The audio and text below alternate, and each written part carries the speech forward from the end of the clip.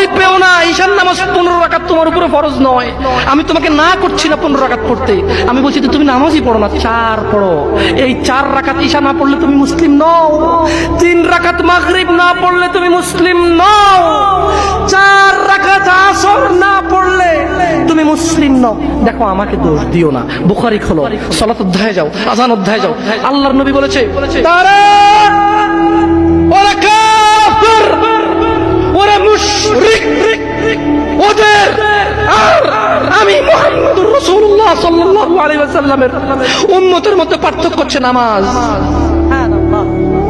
ও সাহাবা, ও উম্মত, তুমি চিনবা মুহাম্মদের উম্মতকে সাল্লাল্লাহু। ও আমার উম্মত, তুমি কি আমার উম্মতকে চিনতে চাও? শোনো, তারা যারা আমার উম্মত না, আর এরা যারা আমার উম্মত, ওটা আমার উম্মত যারা নামাজ পড়ে না।